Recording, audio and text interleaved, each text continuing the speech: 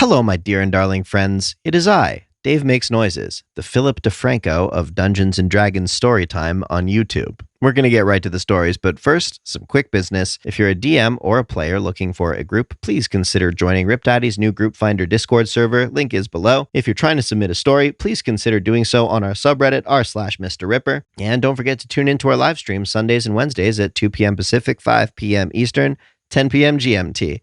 That'll do it for announcements today. So I ask you, my beloved players of D&D, what is the greatest plan you've done? Part 1.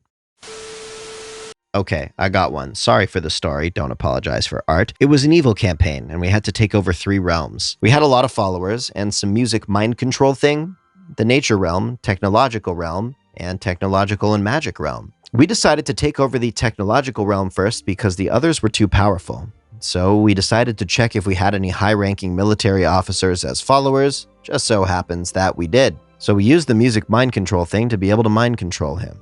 You see, this music mind control thing made you whistle, hum, sing the mind control music, and everyone that heard the song could be mind controlled. So we sent him to meet with the president, king of the realm, and sing the song. So now we had the president mind controlled and made him broadcast across the realm the song. Everyone was under our rule. Now, we also got a lot of technology for this. Basically, the DM gave me until next session, about 4 days, to make a list of tech I wanted. Boy, was that a mistake. We had around 500 Sarbombas, among other things, so we were about to go to war against the tech magic realm. I call it war, but it would rather have been a slaughter, because not even magic guns could take on us. Now, we also went looking for what we called Infinity Stones, but it was 4, and with them you could mold the planet. When we got them, one of the party members made a dick island. And in the search for the lightning stone, we didn't know which stone at the time, a different party member pressed some fucking button that teleported us to a different dimension. So we had to time skip 10 years so that we could get back. And at that point, we had taken over passively as the tech magic realm attacked us. And in our absence, the army couldn't do much and the tech magic realm took over. That was my favorite campaign and the greatest plan me and my party have ever done. Several years ago, I was part of an all-monster PC party, and I was playing a blue, an innately psionic goblin variant named Six. Six was the youngest of 6 siblings, hence the name, and a self-styled inquisitive but mechanically was a telepathic scion with maxed bluff and persuasion. The party was hired to investigate a prince who had recently started a whirlwind romance with an ogre mage princess. His father suspected it was foul play by the ogre mage to seize the kingdom through their complex marriage laws, and tasked us with finding out the truth before they became married. To this end, he gave us a magical powder that would break any spell on the prince if he could consume it.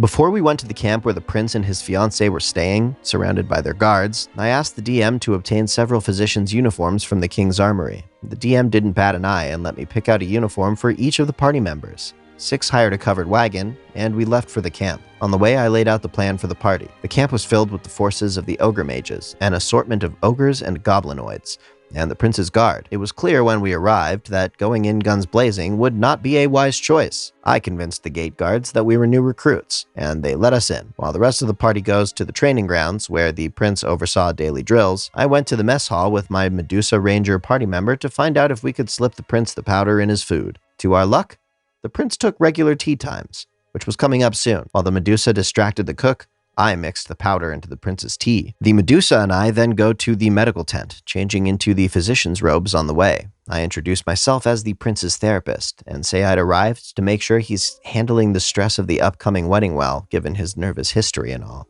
I timed it so that we arrived shortly after the prince drank his tea, which broke the spell. He, understandably, had a public meltdown about it, and a guard rushed to the medical tent to get him help. I go to the training grounds with the head medic, while the Medusa goes to get our wagon.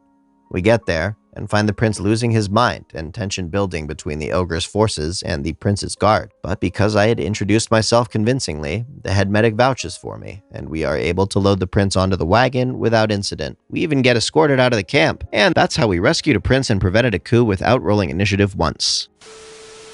This one's actually from the most recent session we've done, and it actually started from being the dumbest amazing plan to a simple plan that could actually work. The start of the plan basically involved me mixing a potion of fire breathing, a potion of invulnerability, and being dropped from the sky by a giant eagle onto an orc war chief with about 10 kegs of gunpowder. By drinking the invulnerability potion, I'd take half damage to the fall and the explosion that I would ignite with my fire breath, then form the smoke. I'd emerged with flames crackling out of my mouth, ready to massacre the rest of the orcs. I obviously would have died because I didn't quite know the scope of the damage, but we managed to just make it a simple yet effective bombing run. I'm pretty sure you can only drink one, potion that has, a lasting magical effect at once. Otherwise, you get some weird side effects, but maybe that's just a table rule I've played with. Maybe I'm crazy. As a DM, I've watched my players make some of the most idiotic plans ever, but there was one time they made an actually good plan. They had entered a major city in search of a corrupt judge. This judge had captured an NPC that my PCs loved, planning to execute them. They spent half the session coming up with stupid plan after stupid plan until my barbarian said, with a 7 intelligence, by the way, "Why don't we go to the earring and defend, NPC?" This was the only outcome I didn't plan for, and of course this was the plan they went with. The reason this was such a good plan was because they had 3 PCs with a charisma of 15 plus, and there was no logical way they would be able to kill the judge, free the NPC, and get away without becoming fugitives and needing to abandon the main city of the game for the foreseeable future. It took a crap ton of persuasion and deception rolls, but they managed to clear the NPC of their crime. But the reason I'm saying this is because they broke one of the sacred rules of D&D for this. Because while 2 of the PCs defended the NPC, the rest of them went to the judge's house to cause some chaos. While they were there, they discovered official documents showing bribes and deals made to imprison a large amount of civilians to distract from the crimes the system was performing in front of the city. Receipts of bills sent to drug dealers to circulate new drugs to the lower class, which would bring in money to increase government profits. A list of people involved with these corrupt actions, and many more pieces of incriminating evidence. They gave all this information to the Crown's Guard, and 15 minutes after the trial, they witnessed the judge being pulled away in handcuffs toward the stockade. TLDR, my party split up to distract a corrupt judge while they raided his house to find evidence of his corruption while simultaneously defending an NPC in court with the judge present, so it never came back to them. High-tech Star Fox game. My group had to get 30 plus people from point A to point B to escape a planet. Problem was, there was essentially an army between the 2 spots. I was playing as a robot and took a recording of one of our questionable alignment's character's voice, edited the spoken words to form a different sentence, and then baited the enemy. I reprogrammed a car's auto-drive functions and made it do crazy loops at high speed around the city we were in, had an enemy radio with the mic trigger taped down and the radio blasting a message through the speakers. It got the enemy's attention. So while they are chasing this car around the city, we moved our people to where we needed them. The message playing was, "My name is," insert character's name here, "I'm a massive bitch who wants to change sides to fight for the Andrasi Empire. Bad guys. Where is everyone? Hello? Hello? Why isn't anyone responding?" This is a homebrew campaign our DM has created within the realm of D&D. We are in Waterdeep, and the entire town is attacked by demons. And 2 dragons, a red and blue. To top it off, a random black dragon appears out of thin air. Possible an NPC we met hasn't been revealed yet. So our party just got out of a massive fight with demonic creatures and large monsters barely surviving, making our stealth checks to keep out of any more fights, and from the dragons we hear a roar. A huge homebrew demon with medium-sized serpents attached to the back of its head sees us. I, a tabaxi bard named Garfield, who hates Mondays and loves lasagna, decide that I will lead it from the party. With my last spell slot, I cast Expeditious Retreat on myself and use my persuasion to convince the demon it's weak and can't handle me, throwing an Eldritch Blast at it and rolling for damage. I did only 1 damage on a D10. This finally convinces the creature to come after me and allow my party to flee. After it attacks and I use Cutting Words, it misses me, and I can run towards the dragons so they might attack this demon or the demon attacks the dragons. Movement speed, Vicious Mockery, Expeditious Retreat. The demon is not close enough to get me, but still in pursuit. After a few bad rolls of athletics and acrobatics, the demon has attacked me, and my party is of course too far to do anything. The DM rolls his dice, and by luck I am taken down to 1 hit point and survive his ranged attacks. I have to get always, and make it so I use my movement, dash, expeditious, then double all that with feline agility. I move 180 feet away from this demon, finally making it to the dragons. I roll high on performance using minor illusion to taunt this demon and successfully lead him to the dragon. I roll high on stealth and hid with 1 HP. This thing is now in combat with the dragons and some OP NPCs we met. I barely survived, but it was the most epic moment for my character to shine and save the party, other than talking and doing other normal bard shenanigans. In my last campaign, my character died, so I rolled up a new, not serious character. I was a Tabaxi wild mage. I was black and white with a red bow tie and a red and white striped hat. My name was Kat. At this point in the story, we were each given leadership over a platoon of soldiers. It was basically like playing our regular characters, but with about 100 guns. I was able to sneak my platoon all the way into the back of the enemy fortress. After some shenanigans from my fellow PCs, there were 3 platoons left. That's when I put my plan into action.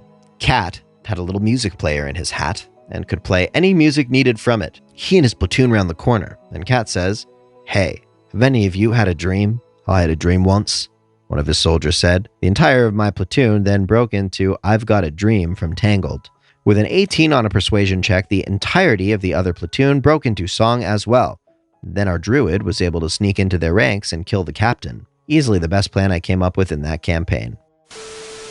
Hello, you absolute snack. That's right, I said snack. Thank you for keeping that beautiful brain of yours locked into this video to the very end. I hope you found some inspiration for something in your campaign today. Real quick, just wanted to remind you to check out Rip Daddy's new and improved Group Finder Discord. If you have a story you're itching to tell, please share it on our subreddit. But as always, if you have a great plan, you can also share it in the comments section right here on this video. Please check out our storytelling and D&D streams on Sundays and Wednesdays, respectively. We go live at 2 p.m. Pacific, 5 p.m. Eastern, 10 p.m. GMT, technology permitting, of course. And our new podcast, Knowledge with Nolan, on Fridays. If you feel like supporting the channel, please consider buying some merch from our store or sending us a super chat when we're live.